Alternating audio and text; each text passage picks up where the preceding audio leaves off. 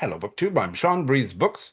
Welcome back to my channel and a very special presentation in conjunction with, but not in any way affiliated with, Jane Austen July. I have a panel of esteemed Janeites assembled here to hold forth on all things Jane Austen and bring me up to speed, as I enjoyed reading Jane Austen many years ago, especially under the tutelage of a wonderful professor, but more about her in a minute. Let's introduce the panel. We have a mother-daughter duo here, BookTube's own Roz of Scallydanding About the Books, and Tilly of Tilly's Shelf, joining us from their homes in the UK. And also Kathy James Cavan, who is joining us from her exotic home in Italy. And Kathy James Cavan was my professor in the early 90s, and I read a lot of Jane Austen with her because of her. And I want to brag on her behalf that she edited an edition of Sense and Sensibility back in the day, and I have my own copy that came out from Broadview Press. And we're here to talk about Jane Austen in general, Jane Austen July, and some other more specific areas of interest related there too. And I'm being a little bit verbose at the moment because you're not going to really hear another peep out of me, because I'm just here to bring these people together. And in fact, I'm literally going to disappear off the screen for large parts. So what I'd like to do to get started is to have each of you introduce yourselves in greater depth. The animating question shall be, tell us about you and Jane Austen, including what is your favorite and why. Why don't we start in the reverse order? Kathy, why don't you get us started? Okay. I am a retired professor of English. I had 30 wonderful years at the University of Saskatchewan, and I'm also a retired United Church minister, which is partly relevant to reading Jane Austen. She has a lot of clergy people in her novels, of course. And my first experience with Jane Austen actually wasn't through Jane Austen. I read a play written by Helen Jerome in the 1930s, and it was in my mother's high school English book. And I was, I don't know, maybe at 12, 11, something like that, and reading my mom's textbooks from when she was a kid. And I read this wonderful play. I thought it was great fun. And then in my first year of university, we studied Pride and Prejudice. The play had been Pride and Prejudice, and I was shocked to discover that I knew the story. I knew the characters, and I was just in love with Pride and Prejudice. And that's just the beginning, and I never stopped. I've been fascinated by Austen ever since. So that's how I came to my Austenatiousness.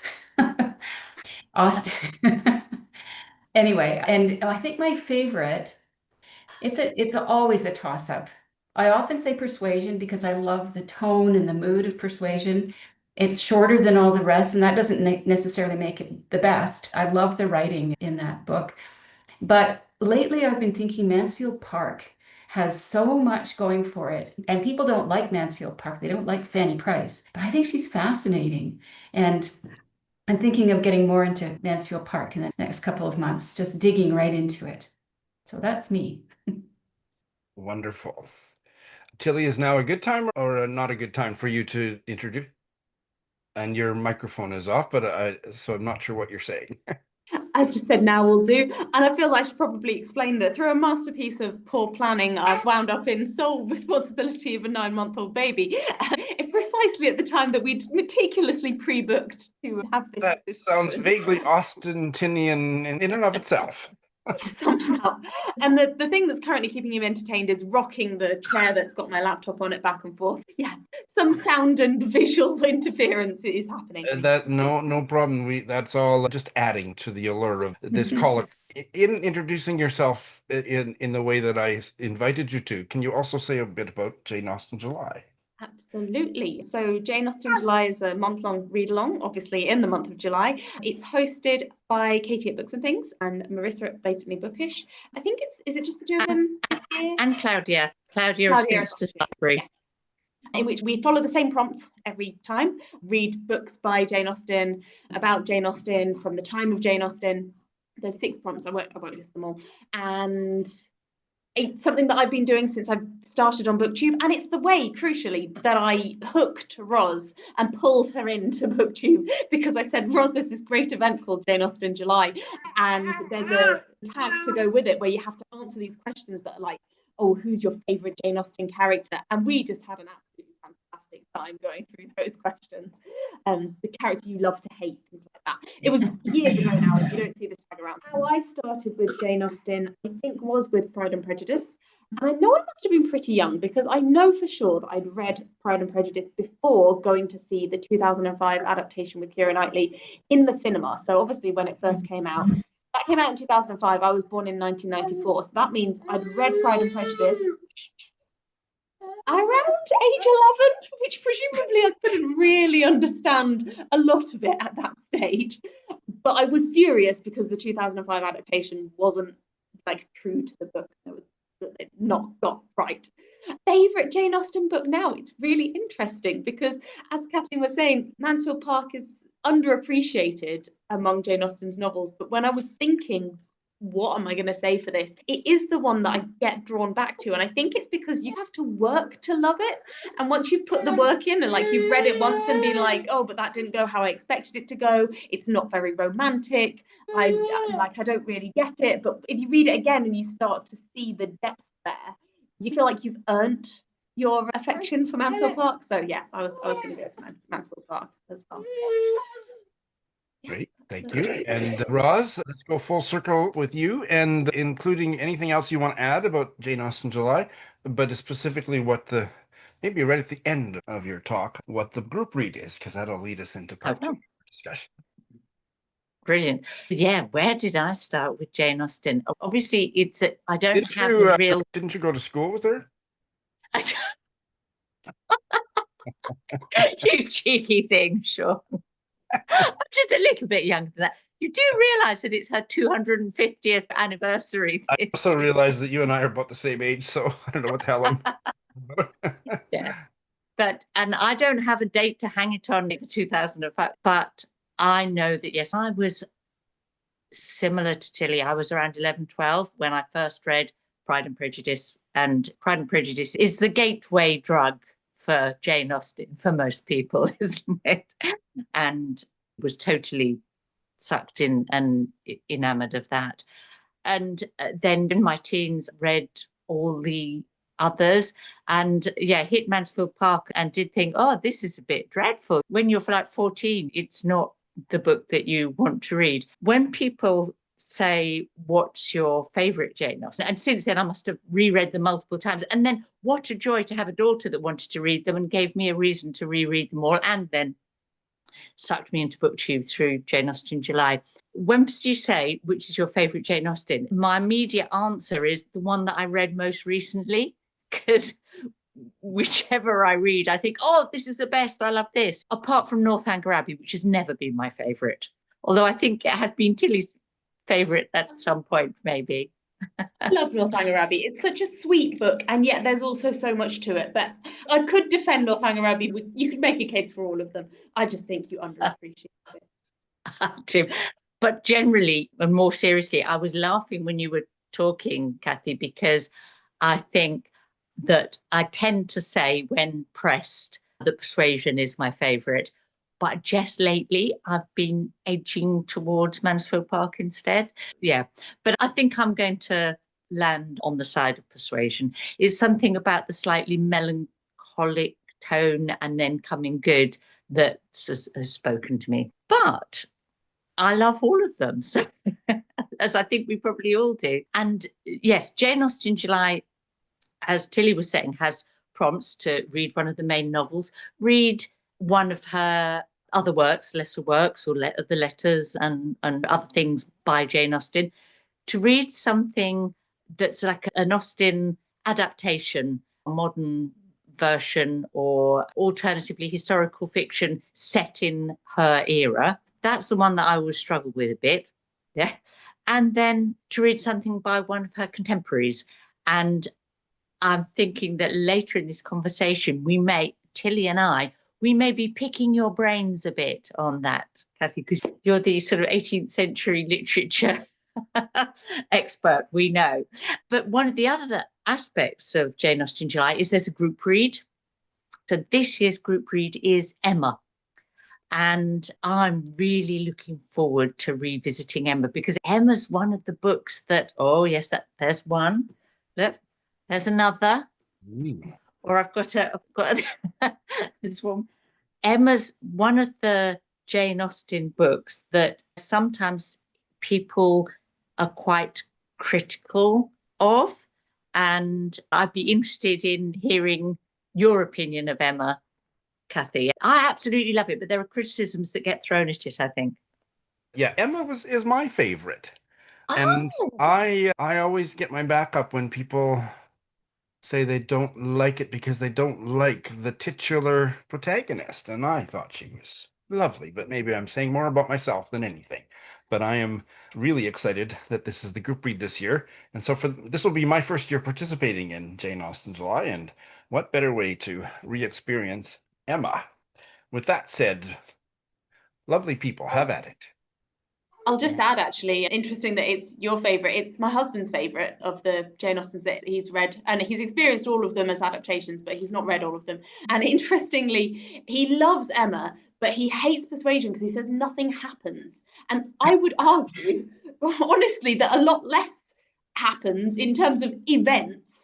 You know, Persuasion, somebody has a near-death experience. But there's someone falling to her near death. That's exactly, a lot. That's an event to me. But yeah, that always entertains me. But I think he finds Emma, the characters are compelling in a way that obviously appeals to him. So yeah, I'm looking forward to reading it again, as are we all, I think. I have to say that Emma is usually my least favorite. There's something about Emma herself that sets my teeth on edge. And you're meant to have your teeth set on edge, actually. But I do love the way it reverses the expectations at the end. Instead of Emma leaving to join up with her new husband, he comes to her and Mr. Woodhouse gets his way, which I think is just hilarious. So I like that part of it. And the Jane Fairfax plot, for me, it's bleak. And it's a wonderful contrast with Emma, who has everything in the world and everything to live for. So I enjoy that part of it. But there's so much that I think I just made uncomfortable, which is a good thing. I'm just uncomfortable with Emma. I don't really want to be near her. In a way, it's a bit of a reverse, because Jane Fairfax is the character that you would expect to be the main character. Yes. Jane Fairfax is the character that you would expect to be the heroine in a story of this kind, as in she's poor, beautiful, exceptionally talented, hardworking, and she gets this kind of fantastic Cinderella story, like snatches it from the jaws of going off to be a governess in Ireland. And in many ways that's more compelling, but Jane Austen flips it and we get instead this difficult character who's a bit proud and keeps rubbing people the wrong way and just thinks the world of herself, but doesn't actually have a lot of application.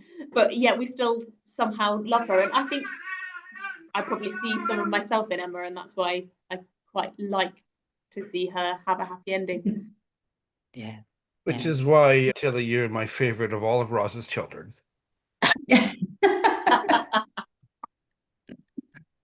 But I really love Emma's kind of sparkiness and the way she keeps trying. Yes. She doesn't let things Very get trying. She messes up and is knocked out and then she bounces back again.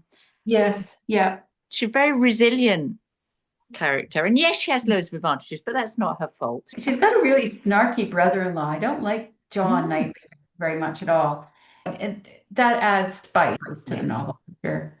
And also, the thing you have to say about Emma is that she lost her mother, then she loses her other significant sort of, I don't know, adult female. And she has sister as well. I think it's worth saying she loses her sister. Her sister goes to live in London and she sees her 2 or 3 times a year, which somebody like Emma, who seems to really value close female friendships, seems to be quite a big. Yeah, so it's not surprising that she hooks up. That's not quite the right way of saying it, but that she takes on the project of Miss Smith. It's not surprising in some ways. Yeah. And the other thing that Emma is dealing with is her father. She is extraordinarily loving and tolerant of what is in some ways quite a difficult man. Yes. Yeah, I wouldn't want him around. He sucks all the attention in the room into himself with Yeah. very little payback.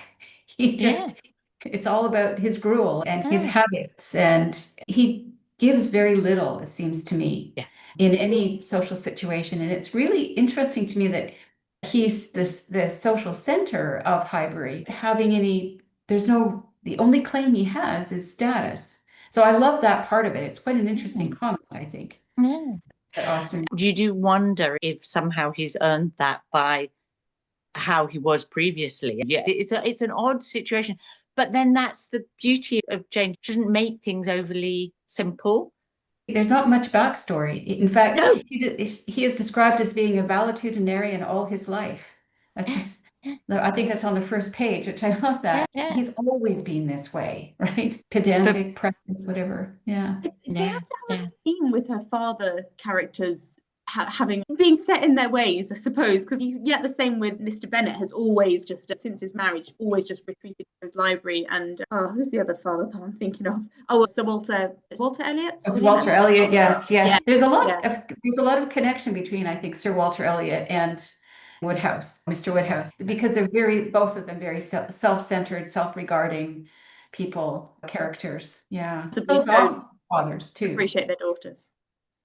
That she kills off fathers as well. There's the two Dashwood father figures, right? The uncle and then the father, Dashwood, both died quickly. The Fanny Price's father is a scary fellow. Yeah. I'm just going to get one comment in here before I disappear off the screen and just bask in all this brilliance. And the reason that don't have much to say is because I read and loved Jane Austen. How many years ago is the early 1990s? I don't even want to know how many years ago. It's a long time ago, so I don't remember the books very well. And that's one of the reasons I'm so excited to be rereading Emma. But I just wanted to get in here that I have also purchased the audiobook narrated by Juliet Stevenson. Oh. Yes, so that's good. Lovely, Juliet. I will not just only be listening, I will be paging through the book as I listen, and that's my peak way of experiencing a literary text. She's one of the personalities doing the BBC program as well, I understand. Is that right? Yes, she is. Yeah. What BBC program is this? The one that you can't see because you don't have a television, but I can't see it either, but I was reading about it. I can reassure you two, though, possibly not Sean, but you two, that it's a lovely program so far, but it won't tell you anything that you two don't already know about Jane Austen. What's the name of the program? What's the title? Jane Austen Genius or something like. Oh, yes. It's the BBC it's a 3-part documentary, and it goes into quite a lot of detail. But if you've read a biography or two, then you'll already know it. I'm sure you will. One of the things we were saying about difficult or absent fathers, or fathers very set in their ways. One of the things about Emma's father is his absolute obsession with his health. And we're never really sure whether he really has some real chronic health conditions or disability, or whether it's really all in his mind and an attention thing, as it were. I know that's something that you've written about, Kathy, is that right? So yeah, I think we have to take him as a character with a disability, whether it's hypochondria or not. It's still his presentation is as a person with an illness. Hypochondria was an illness too. So whatever the genesis of his illness is, or his preoccupation with his health, that's how he functions in the novel. And that's what interests me, is how disability contributes to the text and what it says against the other things that the novel is saying as well. So what I found interesting specifically in the Emma situation is that as the patriarch, he's physically the weakest character. He doesn't engage in the events except for the Christmas party, which interestingly to me, I thought he would be the one to say, we shouldn't be going out in the cold and it's terrible and so on. But it's not him. It's John Knightley who says, why are we going to this party where we're going to talk about the things we talked about yesterday and they haven't changed and they won't be any different tomorrow? etc. And then he gets terrified of the snow, and he says it's snowing a tempest out there. We'll have to get into our carriages and get home right away.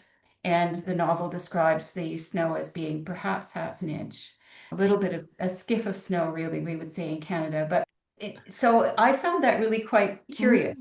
Mr. Woodhouse, one could read him as this sort of crumbling patriarch representing a crumbling patriarchy and supported by his daughter and the entire society. But really, John is the most, to my mind, the most reprehensible of the patriarchs. And he adopts the sick position from time to time to get his way and argue with Mr. Woodhouse. I haven't quite figured out all of the ins and outs there, but I'm very interested. That's what I'm interested in, is to see how disability is used to contribute to the novel, how the disabled characters contribute. And Austen personally had experience with people with disabilities. We all do. And she had a member of her family, her brother George, lived away from home. He was deaf. We think there's evidence that he didn't speak and that he may have had an intellectual disability, but we don't really, there's not much that's known about him, except in references to him are always, there's always an adjective.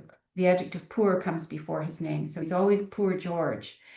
So she certainly experienced, and she had an uncle who had mental health issues, and also her nephew, no, it would be a cousin's child, died as quite a young man, as a 15-year-old. Disability was part of her life and part of her experience, and she makes fun of her own illnesses in her letters towards the end of her life, surprisingly enough. And I think she's quite interested in difference and diversity, the difference that disability makes in the characters. I have a theory. I look at her career as having sort of two parts. When the first with Pride and Prejudice and Sense and Sensibility, my sense is that, and even with Mansfield Park as well, the novels drive the reader towards the completion and the acceptance of the heroine into the great house. That success is measured by Elizabeth Bennet and Pemberley. And things that contribute to that, disability can contribute to that. In fact, the cold that Jane gets is very important to that plot working itself out.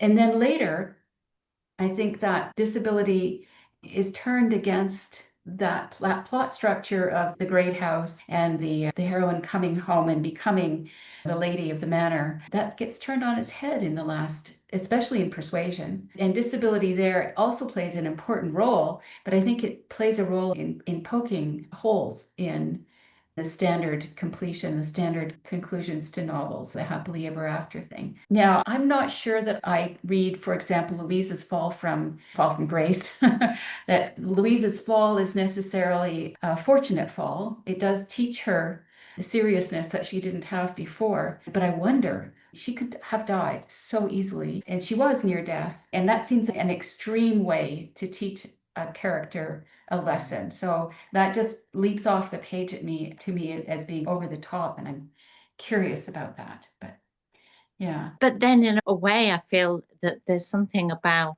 life's transience, that in a way, it's not, we must punish her for being a bit foolish by a disaster. It's like just being reminded that you're only ever one step away, particularly then, from death or a disabling injury, because that was the reality.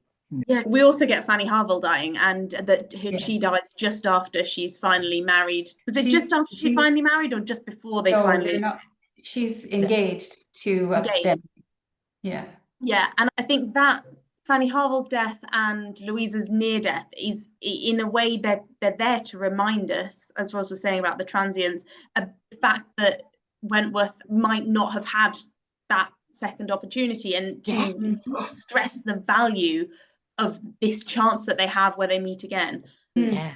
So I guess it's a carpe diem thing, isn't it? Seize the day, and how foolish it is to not grasp your chances of happiness. Yeah, and there's also a reference that Wentworth makes to the fact that his ship nearly sank at one point, and he's casually, or we would have all just been another little note in the newspaper. You get this moment of Anne, I can't remember the exact wording, but she's effectively thinking, I nearly lost him and I didn't even know. And at that point, they're not yet reconciled, and she's just realizing, That I think is in just the fragility of their Yeah. chances at that time.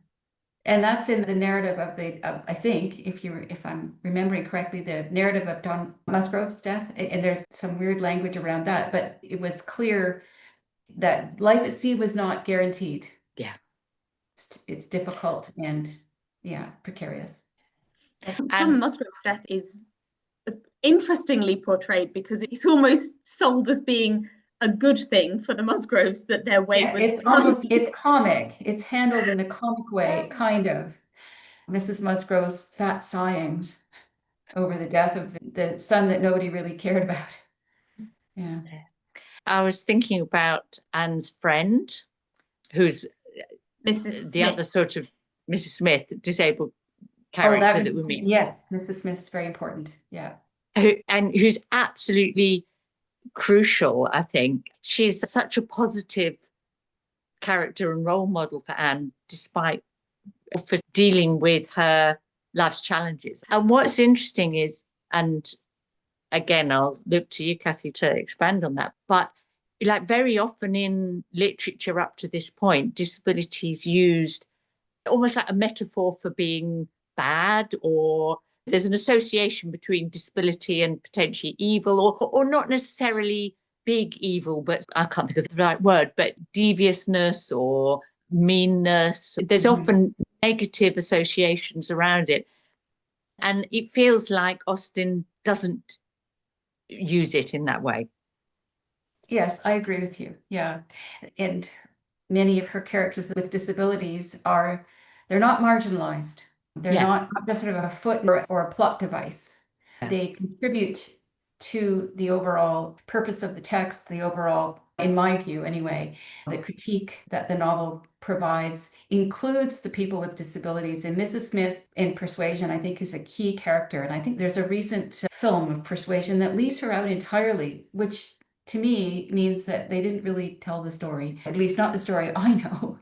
But she plays that really central role of, in a way, she's an anti-Mr. Woodhouse. She's the center of all kinds of social knowledge and social power, really. And yet she is a completely marginalized figure. Is she widowed? She's lost her husband. She's widowed. She's disabled. She lives her life in these rooms, but she has contacts and she knows more about what's going on around than Anne does, who's actually in society. But I argue that Anne already knew that she wasn't going to marry Elliot, the Walter Elliot younger, before she found out what a scoundrel he was from Mrs. Smith. But she helps to secure that knowledge. And the author, I think, is securing that knowledge for the reader as well, beyond Anne's preferences. Yeah, she's a really important figure, I think. Thinking about Mrs. Smith in the context of what you said earlier, which is something that I'd never thought of before, about the first set of narratives being about the heroine moving into the great house, and Persuasion in a way being this narrative of her leaving the great house. I feel like in some ways Mrs. Smith is a role model for Anne of the fact that there is a life outside of, along with the Harvilles, I would say as well, but the world doesn't have to be Kellinchall and Bath, but there is happiness even in a situation that people wouldn't think of as happy at the time, in terms of small lodgings, limited means, disability. Like she shows to Anne that actually there are options out there. You don't have to be in this space. I agree. Yeah. And the Crofts provide that. Mrs. Croft provides another one of those examples too. Her life at sea. And this the amazing freedom that Mrs. Croft has. Yeah. Just joining her husband, just being kind of part of his life and experience, the adventures that she has. I love Mrs. Croft as a character.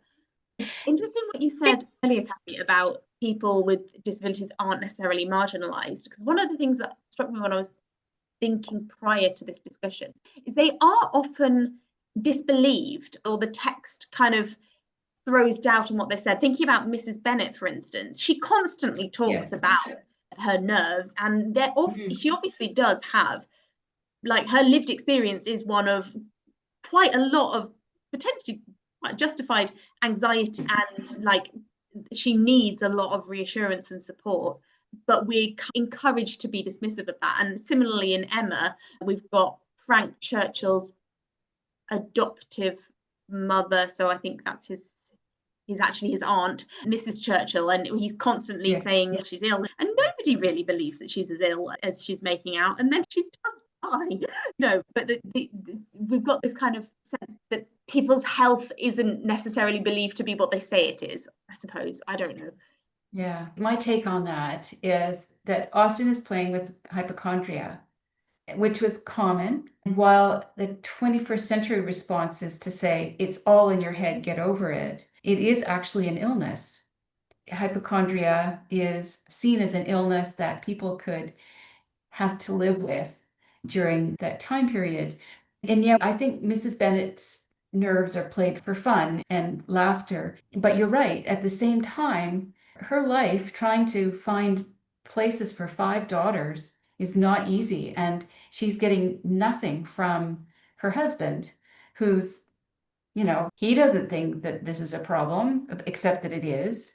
And she probably didn't have a lot of resources, personal inner resources. They married because she was very pretty, according to the novel. Yeah. So a woman without a lot of depth put in a difficult situation. So I think I laugh at my poor nerves speeches, but I think that we need to take a step back too, as you mentioned. But also, she is experiencing that. She is experiencing that anxiety. And I think dismissing the anxiety, we play into Mr. Bennet's hands in that way. We become Mr. Bennet's. I'm really sorry, but I'm gonna have to go because I need to do food and bedtime. I'm really sorry that I messed up on timings and organisation on this. But I've really enjoyed the discussion so far, and I hope to see what you continue to discuss later on in the finished video. I'm really glad you were able to join us for this time. It was lovely to meet you. I think we're pretty. I wish I'd managed to organise myself a little bit better. But I want your vote before you go, Tilly. I think we should make this an annual discussion. I'd be up for that. Absolutely, yeah. With a different book to start from. I think we could just keep going for a very long time, really. Nobody needs to sign a contract, but that's the feeling I've got. So yes, because there's a whole swathes of books that we haven't even mentioned. So there's loads to. We haven't talked about Watson's or Sanditon yet. I know Sanditon when we're talking about disability, absolutely. But yeah, really nice to chat with all of you. Thank you very much for having you, and thank you, Sean, for hosting. So I'm wondering if we could do a little coda, as it were. I was really hoping to pick your brains a bit, Kathy, as someone who's taught 18th and 19th, the long 18th century, is that what you call it, literature? Yeah. Because every year for Jane Austen July, there's always a prompt to read one work by one of her contemporaries. And I think that is the prompt that people find most difficult to find something that works for them, or they end up with just a handful of more predictable choices. And actually, I think there's quite a depth and selection that people could turn to. And it would be brilliant to get a few recommendations. And just to say, they don't have to be exactly in her lifetime. It could be an 18th century writer that might have stopped writing before Jane was born, but is someone that she will have read and that will have been an influence on her, or someone who's writing just after her, because it's all about just people getting seeing Austen in a literary context. There's an unfortunate tendency, I think, to see Jane Austen as being this sort of bright spark that came out of nowhere, this naturally able writer and brilliant, and but she was formed by influences like all readers and writers are. Yeah, so I've been thinking about this, and Austen was herself a huge fan of Frances Burney, the novels of Frances Burney. When Burney's first novel, Evelina, came out in 1778, and when Frances Burney was working on Camilla, her second novel, she published through subscription. That is, that she shopped it around and got people to order the book beforehand. And Jane Austen was one of them. And her copy of Camilla is actually in Duke Humphrey's library in the Bodleian at Oxford. And she makes a note in it about how awful Dr. Marchmont is in that. Anyway, so I would highly recommend anything by Frances Burney. Evelina, the first of Frances Burney's novels. Camilla was a big favorite of Jane Austen, but it's a lot longer than Evelina. Yeah. Evelina's the one that I've read. Yeah, that Yeah. was, yes, looked more doable. Yes. Yeah. Another author to try out is Elizabeth Inchbald, A Simple Story, written towards the end of the 18th century. Also, it involves a young woman making her way in the world, dealing with patriarchs around her. And I think that would make an interesting contrast with Mr. Woodhouse and the relationship between Emma and Mr. Woodhouse. I would recommend as well anything by Mary Wollstonecraft. I think that Austen was influenced by Wollstonecraft's ideas. I would not guarantee that she read Maria or The Wrongs of Women. Probably she did not, but it would be an interesting book to read alongside an Austen book as well. And of course, Maria Edgeworth was another favorite of Jane Austen. And I like Belinda. I think the novel Belinda makes a really good contrast with Austen's writing. It's a lot more picaresque and it's a lot of fun. But it also engages the reader in some serious questions. So that's another possibility. Yeah. And my limited experience of reading Maria Edgeworth is that she's very readable. You don't, like sometimes when you read things, you can feel a bit like, oh, I can see why they enjoyed this at the time, but I feel a bit distanced from it, whereas I didn't reading her. Yeah. I'm interested with the Elizabeth Inchbald suggestion because I read her play. No, she wrote many, of course, but the Mansfield Park connection. Yes. So that's an interesting recommendation. One that I was wondering about reading and would love to know whether you think it's any good is The Female Quixote, Charlotte Lennox, which I've heard Charlotte about. Lennox, yeah. Yeah, that's another one I was thinking of as well. Yes, it's much earlier. That one is 1978, and it is part of the Quixote cult, I guess. It's a response to the Quixote style of novels, of poetry, etc. But what I love about it is it's a take on that, but from a female perspective. The main figure is a writer herself. She believes herself to be in a book. The ending is can be controversial depending on how you see the main character, how you understand what she's been doing throughout the novel. And it's well written. I think it's a good, it's a good read. Yeah. She is kind of Emma in that she's the author of her own text. But the problem is she doesn't fit in. Right. Very well. Sounds interesting. I know one of the obvious things that people might choose to do would be to go down the sort of Gothic line. Any particular recommendation? Only because if you read Northanger Abbey, you're very conscious of the kind of text that she's making fun of there, and then it's tempting to go and actually read one. Yes, you really should. In fact, you should just take that list of horrid novels that are right in the novel and go through, see what you can find. A lot of them have been reproduced, and I think a lot of them are available online too. Through the Chawton House Library, they have some things as well. But I think you have to read The Mysteries of Udolpho if you want to read Northanger Abbey and get the jokes and get some of the jokes.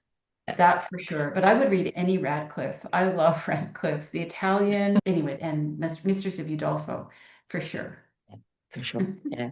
That gives people a few to pick from. But I wouldn't say you need to read a Gothic novel to get Emma. No. It might be too great a stretch. No. Yeah. But they're fun. Yeah. And one of the entertaining bits in Emma is the way she makes lists of the improving reading that she's going to do. Yes. I think that's one of your habits, Sean, isn't it? Making lists of all the improving books that you're eventually going to read. One day, especially the ones on procrastination, I'll get to eventually. That's it.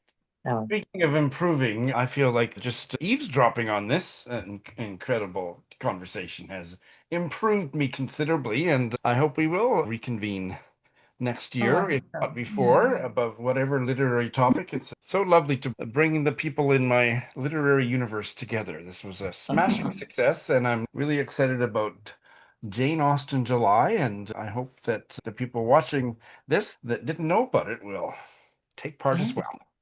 And I'd like to thank Kathy and Roz and Tilly, who had to leave a bit early, for such a rousing discussion. My pleasure. Thank you for bringing us together, Sean. Brilliant idea.